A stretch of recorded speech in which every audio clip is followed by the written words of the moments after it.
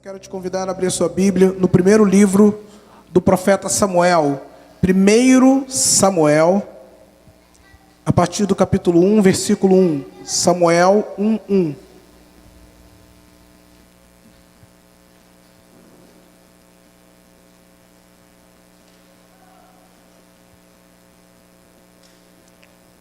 Daqui a pouco chega ali no Data Show também. Já chegou? Samuel 1:1. Quantos podem dizer glória a Deus como um crente avivado? Misericórdia, Senhor. Quantos podem dizer glória a Deus? Havia certo homem de Ramataim, Zufita, dos montes de Efraim, chamado Eucana, filho de Jeroão, neto de Eliú e bisneto de Tou, filho de Efraimita Zufi. Ele tinha duas mulheres, uma se chamava Ana e outra se chamava Penina. Penina tinha filhos, Ana, porém, não tinha. Todos os anos, esse homem subia de sua cidade a Siló para adorar e sacrificar ao Senhor dos exércitos lá. Lá, Ofni e Finéias, os dois filhos de Eli, eram sacerdotes do Senhor. No dia em que Eucana oferecia sacrifícios, dava porções à sua mulher Penina e a todos os filhos e filhas dela. Mas a Ana dava uma porção dobrada, porque a amava, apesar de o Senhor tê-la deixado estéril. Ele a amava, apesar dela ser estéril. E porque o Senhor a tinha deixado estéril, preste atenção, queridos, olha como o texto coloca: o Senhor a tinha deixado estéril. Sua rival a provocava continuamente a fim de irritá-la, com o objetivo, com o propósito de irritá-la. Isso acontecia ano após ano. Sempre que Ana subia à casa do Senhor, sua rival a provocava, e ela chorava e não comia.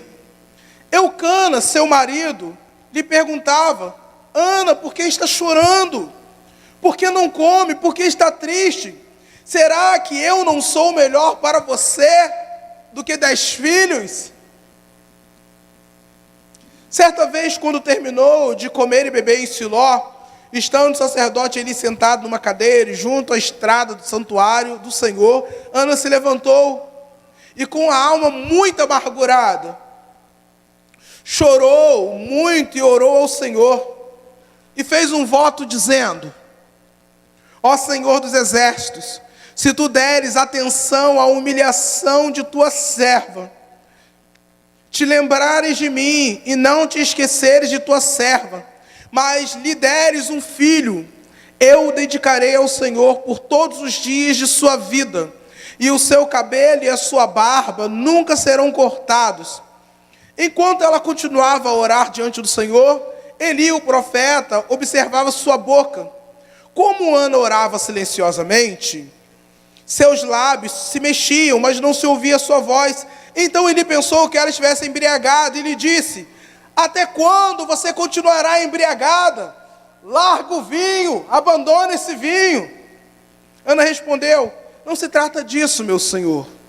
Sou uma mulher muito angustiada. Não bebi vinho, nem bebida fermentada. Eu estou derramando minha alma diante do Senhor. Não julgue sua serva uma mulher vadia.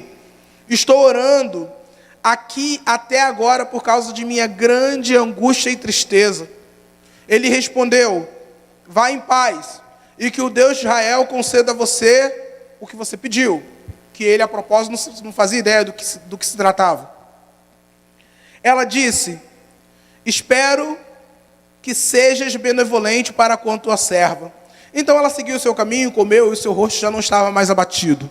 Na manhã seguinte, eles se levantaram e adoraram ao Senhor, e então voltaram para casa em Ramá. Eucana teve relações com sua mulher Ana, e o Senhor se lembrou dela. Assim, Ana engravidou, e no devido tempo deu à luz a um filho, e deu-lhe o nome de Samuel, dizendo: eu o pedi ao Senhor. No hebraico, Samuel assemelha-se a ouvido por Deus, né? No nome Samuel. Quando no ano seguinte, Eucana subiu com toda a família para oferecer sacrifício anual ao Senhor e para cumprir o seu voto, Ana não foi. E disse ao seu marido: depois que o menino for desmamado, eu o levarei e o apresentarei ao Senhor, e ele morará ali para sempre. Disse Eucana, seu marido: faça o que parecer melhor a você. Fique aqui até desmamá-lo, que o Senhor apenas confirme a palavra dele. Então ela ficou em casa e criou seu filho até que o desmamou. Depois de desmamá-lo, levou o menino, ainda pequeno, à casa do Senhor em Siló, com um novilho de 3 anos de idade, uma arroba de farinha, uma vasilha de couro cheia de vinho.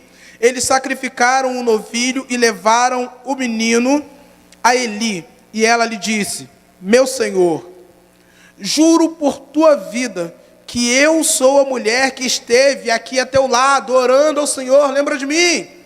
Este era o menino que eu pedia, e o Senhor concedeu-me o pedido. Por isso agora eu o dedico ao Senhor, por toda a sua vida será dedicada ao Senhor.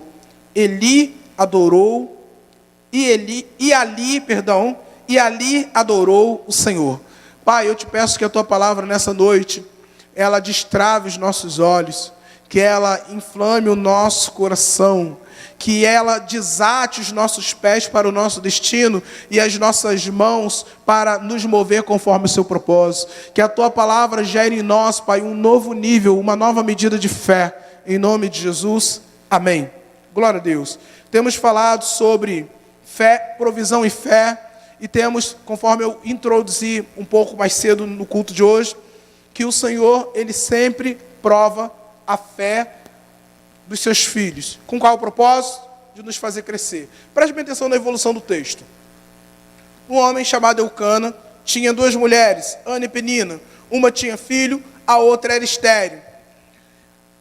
Eucana amava a sua esposa Ana. E ele tinha todo um cuidado para ela não se sentir desprestigiada em relação à sua rival Penina, sua outra esposa.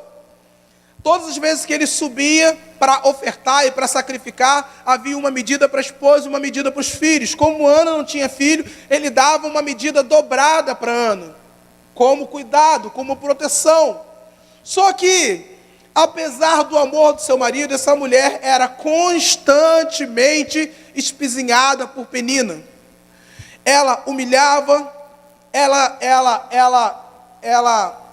a diminuir. Eu quero que os irmãos entendam que naquela cultura, ser estéril era um problema muito mais grave, inclusive, do que do nosso tempo.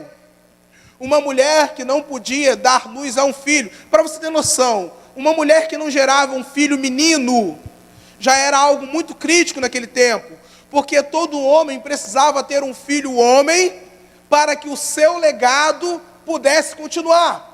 Por exemplo, se naquela época eu não tivesse um filho homem, significava que a minha história se encerraria, ainda que eu tivesse filhas, porque a filha, ela viveria para cumprir o legado do seu marido, ou seja, o legado do pai do cara com quem ela se casou, e o legado do seu pai sem um filho se encerraria, toda a sua história se encerrava na ausência de um filho. Então era uma situação muito complicada, inclusive culturalmente, não ter um filho. Mas a outra podia dar filhos, no plural. Agora pensa bem aqui comigo. A Bíblia fala que o Senhor tinha deixado ela estéril. E a sua rival a provocava continuamente, intencionalmente, a espizinhava com o propósito de irritá-la. Deus colocou Ana nessa situação. Quem gera vida? Quem dá vida? Só Deus. Deus a deixou estéril. Aí você para e pensa assim, por que Deus deixou essa mulher estéril e a outra não? Poxa, a mulher de Deus é uma mulher temente, uma mulher abençoada. A outra, complicada, irritante, provocativa. Pelo perfil dela, nem tão crente deveria ser. E Deus deu filhos. Deus não tinha dado filhos a Ana, mas tinha dado o amor do seu marido. Eucana a amava de uma maneira diferenciada, porque o nosso Deus é também um Deus de compensações. Mas não é a tônica que eu quero falar hoje. Por que Deus deixou essa mulher estéril? E a Bíblia fala que ano após ano, tem noção, irmão? Uma vez por ano, quando eles subiam ao templo para adorar, aquilo deveria ser um momento de festa. Era um momento de festa para todo mundo. Para Ana, eu fico imaginando que à medida que ia chegando essa data, ela já ia sofrendo interiormente, porque ela já sabia que, como de costume, quando chegasse o tempo de sacrificar, ela iria ser espizinhada por Penina. Ir à casa de Deus para Ana representava provocação. E ela ficava mal. A Bíblia não diz que ela estava amargurada, a Bíblia diz que ela estava muito amargurada. E eu olho para as nossas vidas e eu penso em áreas, em coisas, em circunstâncias que muitas vezes não destravam. E você fala, meu Deus, mas eu trabalho, eu faço tudo direitinho, por que a vida financeira não rompe? Eu venho na igreja esse tempo todo, mas parece que ninguém ainda me viu. Eis-me aqui, eu tenho tanto talento, eu prego, eu canto, eu interpreto. Será que ninguém, quando é que vai chegar a minha vez? E a gente vai olhando para áreas da vida. E a gente não entende por que algumas coisas simplesmente não rompem. Quando eu olho para essa mulher, e eu tenho um entendimento, Deus deixou Ana estéril, como muitas vezes o próprio Deus esteriliza algumas áreas das nossas vidas. Só que Deus não faz nada sem propósito, irmãos. Quando Deus esteriliza alguma área da vida de uma pessoa, Ele está colocando essa pessoa diante de um privilégio maravilhoso de ter a sua fé provada. Todos os homens da Bíblia que tiveram a sua fé testada, depois da aprovação, eles viveram milagres de provisão e multiplicação espetaculares. Tenho falado sistematicamente sobre Abraão. Deus deu a Abraão um filho de uma maneira milagrosa, Isaque. E depois Deus pede não só o filho, mas pede que o filho seja sacrificado. Não só isso, Deus pede que esse filho, que outrora tinha sido dado por Deus, seja sacrificado pelo próprio Abraão. E Abraão sobe. O que Deus estava fazendo? Submetendo a fé de Abraão à prova. Pastor Patrício falou uma frase aqui num culto de terça, que ela vai entrar para as frases da minha caminhada. Lugares altos. Eu não me lembro como foi, você fez uma frase bonita, assim, bem publicitária, mas a ideia é que lugares altos possuem pressões mais altas, é isso? Ventos fortes, pressão fui eu que complementei, eu fiquei dando meu pitaco, botei meu dedo lá na frase dele, né? Em lugares altos os ventos sopram mais forte. Eu complementei, e a pressão também é maior. Todo mundo quer viver em lugares altos, mas o fato é que se você não suportar os ventos fortes, e Deus te colocar em lugares altos, Ele te mata. Lugares altos a pressão é maior. Como no lugar profundo, nos extremos, tem pressão maiores. Todos nós queremos viver o melhor de Deus na vida. Mas Deus, Ele sempre nos prepara para aquilo que Ele preparou ao nosso respeito. Por isso, em alguns momentos, Deus trava algumas coisas, nos submete a circunstâncias desfavoráveis. Eu fico imaginando o estado do coração de Abraão. Apesar de amar o Senhor, eu não imagino Abraão dormindo uma noite tranquila, sabendo que no dia seguinte, pela manhã, ele iria caminhar até um lugar para matar seu próprio filho. Eu fico imaginando o nível de dor, o nível de angústia, o nível de confronto interno na cabeça daquele homem. Mas em situações extremas, Abraão toma a decisão assertiva, ele entrega seu filho Isaque. E a Bíblia fala que depois daquele episódio, um anjo aparece e fala: por causa de você ter feito isso, pelo fato de ter me entregue o seu único filho, a sua descendência será incontável. Multiplicarei, ou seja, Deus deu Isaque, Abraão devolve Isaque, e agora Isaque se torna uma bênção multiplicada. Nós somos considerados descendência de Abraão por causa daquele ato. Mas antes disso acontecer, Abraão foi provado, como essa mulher. Todos os anos era Ctrl+C, Ctrl+V, para quem entende da linguagem informática. Era a mesma história, a mesma inimiga, a mesma vergonha, a mesma angústia, o mesmo choro. Todos os anos ela tinha o mesmo comportamento, todos os anos ela tinha o mesmo resultado. Diga sempre para o teu irmão: mesmos comportamentos, mesmos resultados. Ela chorava, ela se amargurava, ela não comia, ela voltava para casa, no ano seguinte ela chorava, ela ficava amargurada, ela não comia e ela voltava para casa. E talvez essa área da sua vida que te assole, a única coisa que você faz é esse loop. Eu me amarguro, eu choro, eu não como, eu fico depressivo e eu volto para o mesmo lugar. Eu me amarguro, eu choro, eu não como, eu murmuro, eu reclamo, eu volto para o mesmo lugar. E talvez você olhe para a sua vida e você vai ver que você está há muito tempo sofrendo as mesmas coisas e tendo as mesmas atitudes. Mas houve um ano em particular, que Ana, ela sai desse loop maldito que ela vinha vivendo desde então. Ela decide pular fora desse mecanismo e fazer algo diferente. Fale para o teu irmão assim: atitudes diferentes, resultados diferentes. Observa que Ana passava pela mesma situação há anos.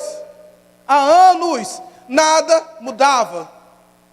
Deus não tinha poder de dar filho? Tinha. Deus não tinha poder de mudar a realidade? Tinha. Deus não estava vendo a dor dela? Estava. Aonde que Deus estava quando ela estava sendo humilhada, que Deus não fazia nada? A questão não tinha a ver com Deus, tinha a ver com Ana. Deus muda a história de uma pessoa a qualquer momento, basta uma palavra e tudo muda. E por que Deus não faz? Se Deus não muda a sua sorte, é porque Ele está esperando que você faça alguma coisa a respeito. Porque Ele não precisa de nós. Lázaro estava morto. O que Lázaro fez para ressuscitar? Lázaro clamou? Lázaro ofertou? O que Lázaro fez? Nada. Deus foi lá e fez a obra. Agora, se a sua situação está desfavorável, ela não muda, Deus não muda, tendo poder para mudar, é porque você pode fazer alguma coisa. E por que Deus faz isso? Porque o objetivo dele não é só nos abençoar, mas é nos transformar em abençoadores. Quando nós somos aprovados no campo da fé, nós começamos a enxergar as circunstâncias da ótica de Deus. Se Deus simplesmente, se um pai, ele dá para o filho todo o dinheiro que o filho pede, quando o filho pede da maneira que o filho pede, esse filho aprende o valor do dinheiro?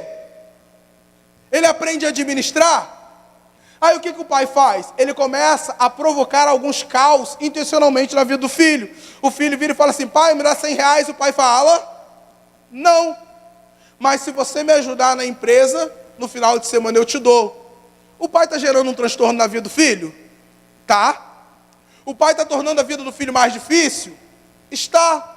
Mas por que antes o pai dava e agora o pai não dá mais? Ou dá condicionado a uma atitude do filho? Porque o objetivo do pai é que o filho cresça, é que o filho também governe, é que o filho não seja só abençoado, mas seja um abençoador, que o filho não só seja governado, mas que o filho aprenda a governar.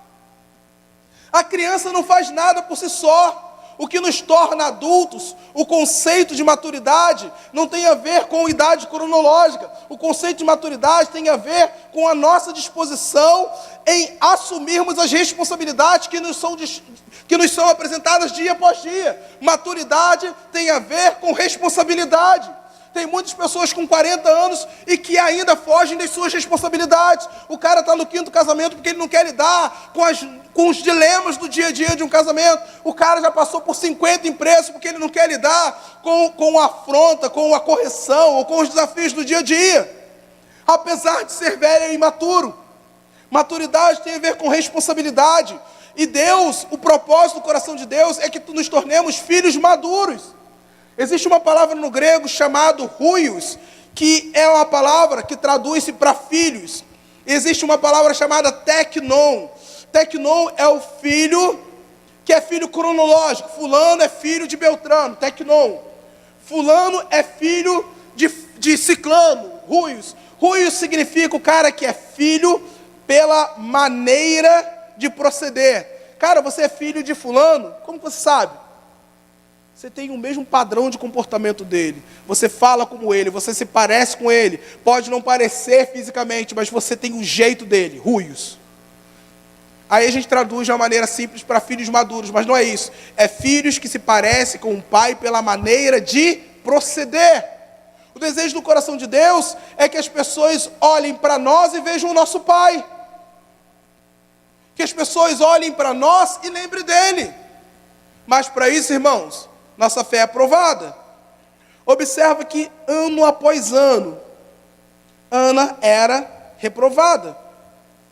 Quem deixou ela estéril, irmãos? Por que Deus deixou ela estéril? Porque Deus estava gerando algo grandioso. Coisas sobrenaturais nascem depois de grandes provações. Coisas sobrenaturais nascem depois de grande provação. Antes de Deus criar o mundo havia caos, trevas sobre a face do abismo. Antes de Jesus declarar que tinha todo o poder no céu e na terra, ele precisa morrer, descer ao abismo e ressuscitar. Antes dos discípulos serem chamados de apóstolos, eles sofreram açoites, perseguições e muitas tribulações, quase naufrágio, foram descredibilizados, passaram vergonha, foram reprovados por Jesus, sendo chamados de homens de pouca fé. Entende, irmãos? Coisas sobrenaturais, coisas grandiosas nascem depois de grandes provas de fé.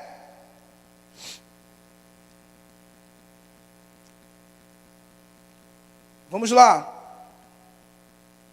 Certa vez, quando terminou de comer e beber em Siló, estando o sacerdote ali sentado numa cadeira, junto à entrada do santuário do Senhor, Ana se levantou.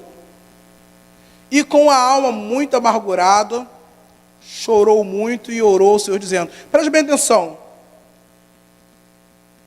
Ela sempre ficava sem comer, chorando. Nesse ano ela decidiu comer. É isso que está escrito aí? Nos anos anteriores, a Bíblia fala que ela só chorava, não comia, e o marido falava, você não come, e ficava aquela preocupação toda. Nesse ano, ela decide fazer algo diferente, ela come. Ela decide se alimentar. No dia da afronta, querido, a gente fica fraco. Ela se alimenta. Fala assim para o teu irmão, no dia da prova, se alimente. Diga isso para outra pessoa. Quando a sua fé for provada, se alimente. Se alimente da palavra. Se alimente das promessas, se alimente daquilo que Deus falou a seu respeito. Ela decidiu começar a mudar a sorte dela, e por onde ela começou? Se alimentando. Ela se alimenta, depois de comer, estando ainda o sacerdote em uma cadeira, ela se levanta. Primeiro, ela se alimenta. Segundo, ela se levanta. Vem cá, pastor Ricardo e pastor Patrício. Vem cá os dois, está com saudade de fazer isso com vocês. E vem a prova, vem cá Plástico também. Ficou olhando para mim com aquela cara de me chama, me chama, me chama.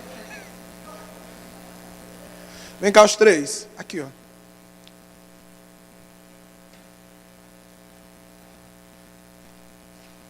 Plástico, vou te dar uma moral, você vai ser Deus, fica aqui ó. Plástico é Deus. Patrício vai ser o inimigo. Pô, sempre eu sou inimigo. Ricardo é o crente. Afronta ele. Sacode, humilha, bota ele para baixo, joga a pressão para baixo, Vai, oprime ele. O objetivo do inimigo, querido, é que você fique prostrado. Se prostra aí, se prostra. Tenta se mover, trava ele, Patrícia. Tenta se mover, igual jiu-jitsu. Tenta se mover, Ricardo. No dia da luta, a gente fica prostrado. Chega um momento que de tanto ser humilhado, preste bem atenção aqui, chega um momento que de tanto ser humilhado, a gente já se condiciona a essa postura. Satanás agora já não precisa nem fazer mais esforço, ele só fica por aqui, ó. Ele já não se levanta mesmo. Porque todo ano a mesma coisa, é a vida inteira a mesma coisa, nada muda nunca. Quando estamos prostrados diante da afronta, enquanto você estiver prostrado, nada muda. Fala assim para o teu irmão, enquanto você fica prostrado, nada muda. Mas chega um momento que Ana decide se levantar. Mas para se levantar você tem que estar forte. Ela se alimenta aí. Ano. Isso. E à medida que ela vai se alimentando, ela vai se levantando. E o estado da alma, irmão? Não tem a ver com as nossas emoções. Você não tem que estar felizinho e nem sentindo nada gostosinho para fazer aquilo que você sabe que você tem que fazer. Nós somos uma geração emocional. Se eu estou me sentindo bem, eu faço. Se eu não estou me sentindo bem, eu não faço. Não tem a ver com convicção. Ela entendeu que Deus tinha mais para ela. Ela se lembrou que Deus podia fazer algo a seu respeito. E à medida que ela toma alimento, ela se robustece, ela se levanta. Se levantar tem a ver com posicionamento, com a decisão de fazer uma história diferente. Apesar da afronta, o cenário não mudou, o inimigo não mudou, ela continuava estéril. O que mudou, irmãos? Ana mudou. Diabo não mudou, Penina não mudou, o estado dela não mudou, nada mudou, Deus não mudou. Quem mudou? Ana. A primeira coisa que tem que mudar quando a fé é aprovada é a gente. Nós não temos poder para mudar aqueles que nos afrontam. Talvez a gente não tenha poder para mudar as circunstâncias, mas a gente tem poder para mudar a gente mesmo. Tudo que estava dentro do limite da Ana, não vou ficar fazendo assim, falando de Ana não, tá? Tudo que estava dentro do limite da Ana, ela fez. Ela se alimenta, ela se levanta. E como que estava a alma dela, irmãos? Do mesmo jeito. Como estavam os sentimentos dela? Ela continuava amargurada. Só que a sua atitude mudou, apesar do estado da sua alma ainda não ter mudado. Ela se levanta com a alma amargurada. Chorou muito, mas dessa vez ela ora. Ela ficava em silêncio, mas ela decide fazer algo. Ela abre a boca e fala. Obrigado, um salve de palmas para os nossos atores.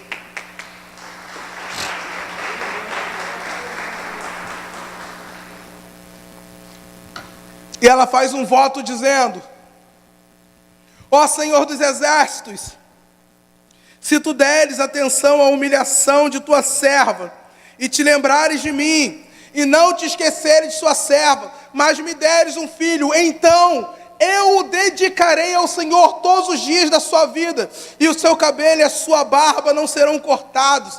Ela decide fazer algo, ela faz um voto com Deus, e ela fala: se o Senhor me der aquilo que eu te peço, no dia que o Senhor me der, eu devolvo para ti. Há quanto tempo eu estou falando desse mesmo princípio, irmãos? Abraão pede Isaac, Deus dá Isaac, Abraão devolve Isaac, Deus pega Isaac e devolve de novo para Abraão. Entende, irmãos? O cara tinha pão e peixe, tinham 7 pães, eles entregam para Jesus, Jesus abençoa o pão e devolve para eles. A mulher tinha farinha e azeite, ela pega a farinha, entrega para o profeta, e o profeta come e devolve para ela. A gente vai ver o mesmo princípio o tempo inteiro. Se o Senhor me der o que eu te peço, eu dou para ti. Irmãos, Deus, Ele, quanto mais alto, e quando eu falo alto, não tem a ver com nível de fama, ou com outdoor, ou com exposição, mas com relevância no mundo espiritual. Quanto mais relevante a história de um homem, pode entender, maior será a pressão sobre a sua vida. O propósito que Deus tinha para os filhos de Penina não requeriam de Penina o nível de sacrifício que Deus exigia de Ana, porque os filhos de Penina viveriam em um nível que o filho de Ana não viveria. Por isso Deus torna a vida dela mais difícil, porque o filho que viria dela era um filho de propósito. Por que o casamento de todo mundo é mais fácil do que o meu? Talvez porque Deus esteja te permitindo passar por essa prova para que a sua família seja destravadora de famílias. Por que a sua vida financeira não destrava? Porque Deus está querendo te dar uma lição, porque o dia que você destravar nessa área, você será um multiplicador e um abençoador financeiro de muitas coisas. Deus esteriliza coisas que Ele pretende multiplicar. Deus esteriliza os filhos mais espetaculares do Antigo Testamento. A maioria deles vieram de ventres outrora estéril. Por que Deus faz isso, irmãos? A Bíblia fala que todos os nossos dias estão escritos no livro de Deus e que Ele faz o fim desde o começo. Deus já sabia qual seria a trajetória de Samuel e era necessário que Ana chegasse nesse ponto. Aí Deus fala, agora sim. E abre a madre dela. A questão é, você está disposto a devolver para o governo de Deus aquilo que você tem pedido a Ele? Deus restaura o meu casamento, e quando Deus restaurar o teu casamento, o quanto do seu casamento Ele poderá contar no reino dEle? Deus, muda a minha sorte financeira, ok. Quando sua sorte financeira mudar, quanto Deus vai poder contar da sua generosidade para o reino dEle? Ah, Senhor, me dá um filho. Outro dia eu estava ouvindo um pai pastor, que o filho queria fazer missões, e o pai criou o maior caso. Não te criei para ser missionário. Te criei para ser um engenheiro. Te criei para ser um médico. Como pode isso, irmãos? A alegria de qualquer homem crente deveria ser um filho dizer: eu quero servir ao Senhor por toda a minha vida. A maioria dos pais hoje entenderiam como um grande fracasso o filho ser pastor ou ser missionário ou fazer qualquer coisa desse tipo. Me lembro quando o pastor Ricardo, a fé dele foi provada, Deus pediu um emprego em uma multinacional, onde ele ganhava muito bem, metade daquele salário hoje já seria uma festa, né? E o pastor Ricardo, ele diz: ok, Senhor, e ele pede demissão. Ele não foi despedido, ele pede demissão. Irmãos, foi um alvoroço nessa igreja. Ninguém nunca pagou conta do pastor Ricardo, mas todo mundo queria se meter na vida dele. Você é doido? Como que você faz um negócio desse? E isso, e aquilo outro. Deus estava levando o pastor Ricardo para um novo nível nele. E Deus deu, Ricardo devolveu, e Deus vai devolver, irmão, multiplicadamente.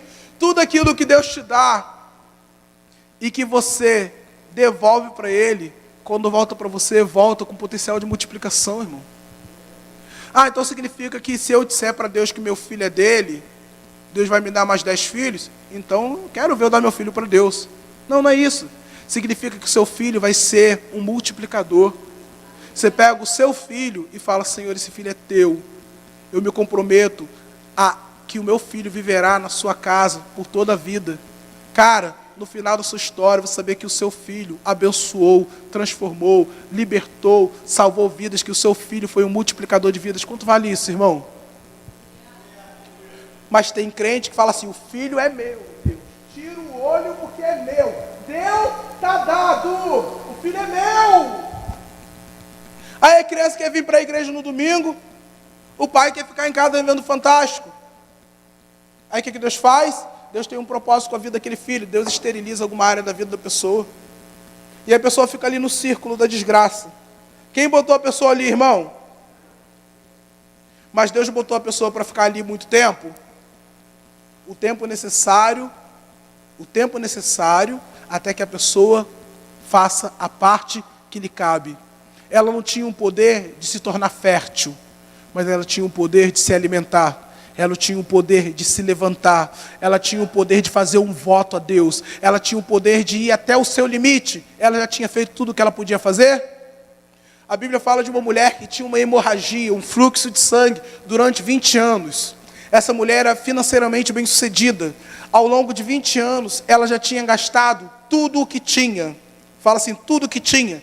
Ela tinha gastado todas as suas emoções, as suas forças e o seu dinheiro com os especialistas. E ela continuava com o fluxo de sangue. Naquela cultura, uma mulher com hemorragia, no período da menstruação, a mulher era considerada imunda. Ela tinha que ficar fora do arraial até que a menstruação passasse. Significava que essa mulher já estava há 20 anos andando sozinha, porque a hemorragia dela era ininterrupta. 20 anos andando sozinha. Ela tinha perdido amigos.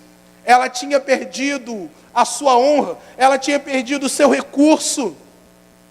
20 anos fazendo as mesmas coisas. 20 anos tendo os mesmos resultados. Até um dia que ela decide mudar o curso da sua história. Jesus passa, ela entra no meio da multidão. Ela não poderia fazer isso porque ela era imundo. E um imundo não podia tocar em ninguém. Porque na cultura judaica, se alguém toca no que é imundo, fica imundo também. Então, se o Patrício estivesse imundo e eu tocasse no Patrício, eu também tinha que ficar fora do arraial. Ela entra no meio da multidão. A multidão, os discípulos falam assim: Senhor, a multidão te aperta.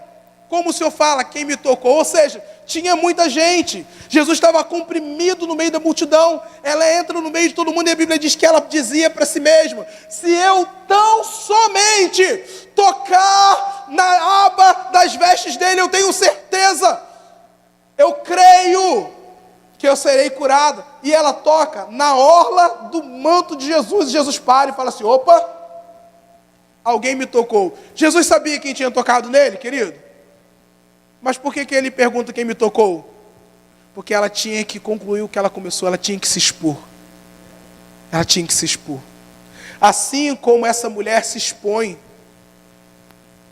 como se já não bastasse a circunstância, como se já não bastasse a afronta de Penina, ela termina de orar, e vem quem, irmãos? O homem de Deus, e fala assim: ô mulher, larga essa cachaça, toma um rumo nessa vida. Até quando vem o profeta e dá uma lição de moral na mulher? Ou seja, o inimigo não vai esperar o milagre acontecer para te parar, não. No momento que você se posiciona, ele já age.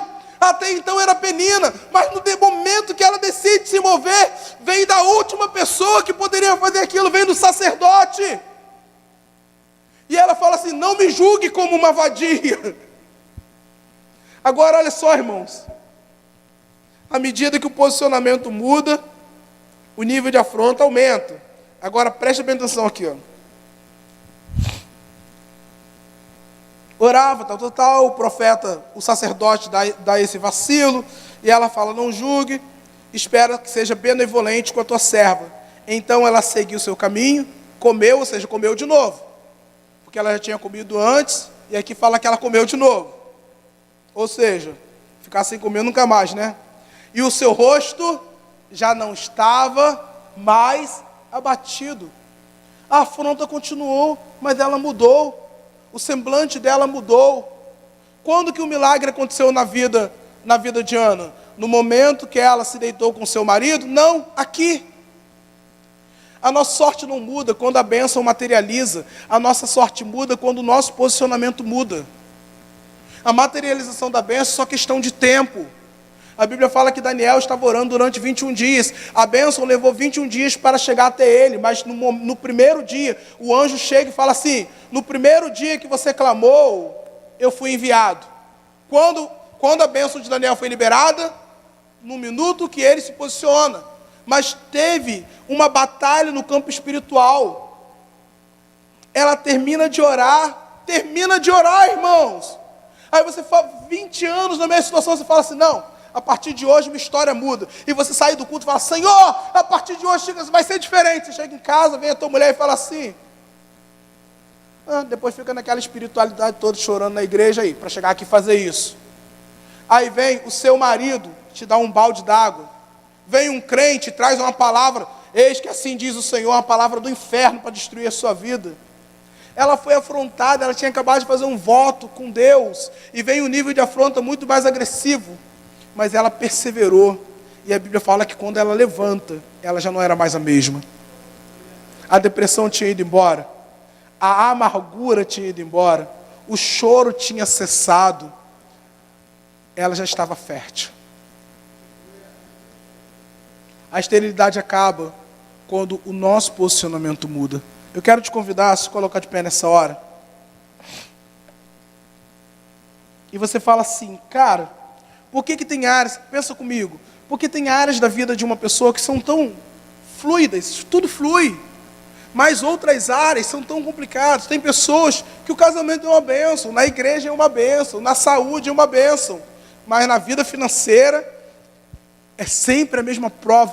Tem pessoas que finança é bênção, na igreja é bênção, mas no trabalho é sempre prova. O cara até tem dinheiro, mas é muito desgaste, é muita confusão, é funcionário que entra, que sai, é um disse-me-disse, é sempre aquela perturbação. Tem pessoas que o trabalho tudo bem, na igreja tudo bem, mas o casamento, cara, o cara vive o inferno dentro de casa, a história nunca muda. Cara, as áreas da sua vida que são mais provadas e Deus não faz nada, é porque você ainda não chegou no limite das suas ações. Deus não tem 40 anos de deserto para ninguém. O povo ficou 40 anos, que eles levaram 40 anos para ter a atitude correta. 40 dias seriam necessários apenas. Deus pode mudar a sua sorte hoje, ou em 1 ano, ou em 10 anos, ou daqui a 20 anos. Vai depender quanto tempo você ainda vai levar para começar a fazer algo diferente, para começar a confiar no Senhor, para começar a dizer: Senhor, se o Senhor mudar essa área da minha vida que me persegue há tanto tempo, essa área será completamente consagrada ao Senhor. Deus só esteriliza aquilo que Ele quer multiplicar. Eu sei que de repente isso não faz sentido para você, mas Deus faz isso em todas as áreas da sua vida que Ele quer te tornar relevante. Tem pessoas que o grande legado é no campo financeiro. Tem pessoas que vão pregar o Evangelho, vão fazer grandes coisas, mas a coisa mais relevante que essa pessoa fez na igreja é a oferta. Tem pessoas, irmãos, eu conheço mega empresários que quanto mais os caras ofertam, mais ricos eles ficam.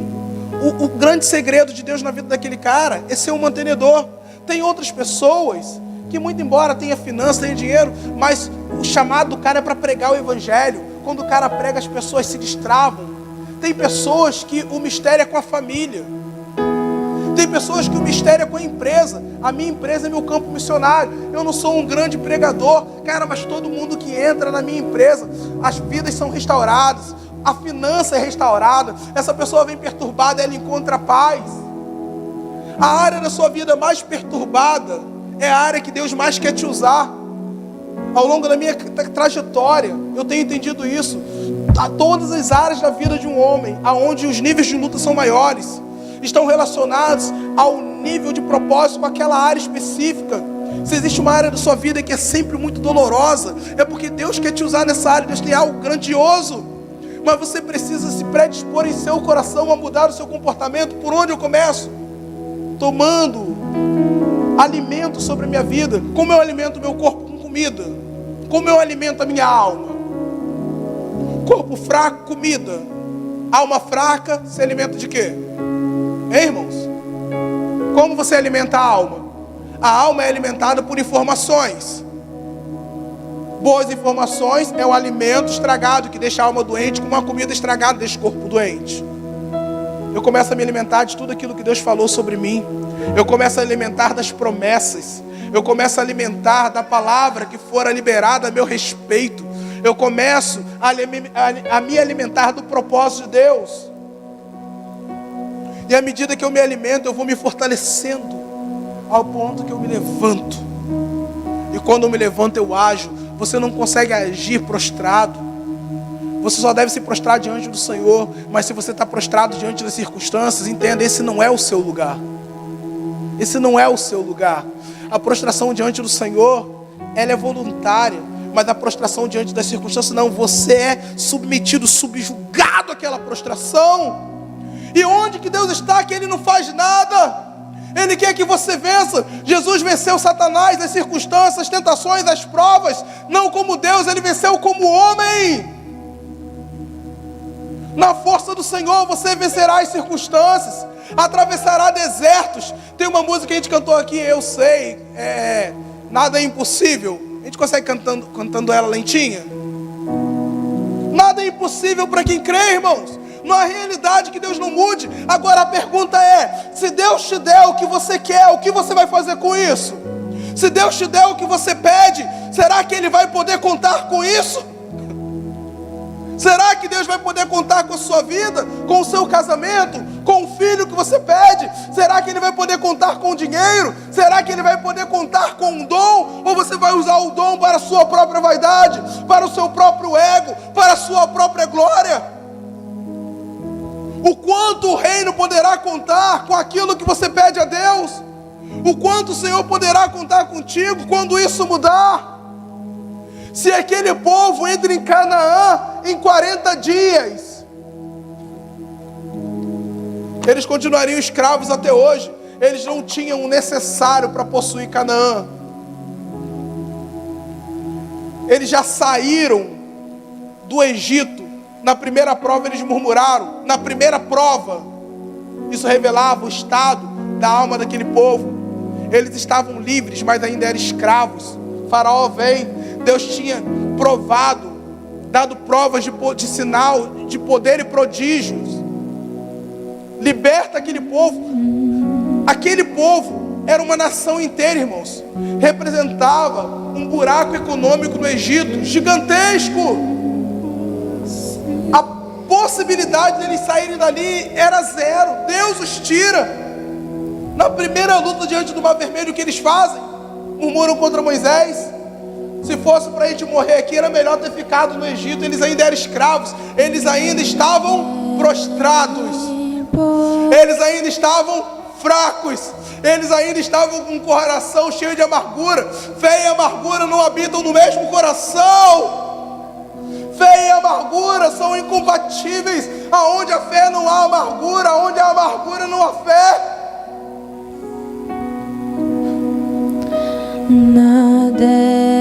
Foi necessário 40 anos no deserto para uma geração decidir crer. Vamos avançar, vamos possuir Canaã. E hoje já é um estado soberano. Deus quer te tirar da escravidão, da esterilidade, da escravidão da dor, da escravidão da miséria, da escravidão do problema conjugal, da escravidão da falta de frutos ministeriais.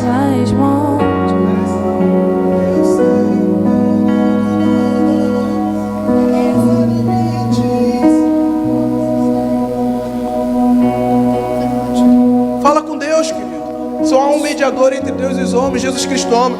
Eu sei que nesse momento é o momento que você espera uma oração muito poderosa para destravar a tua vida.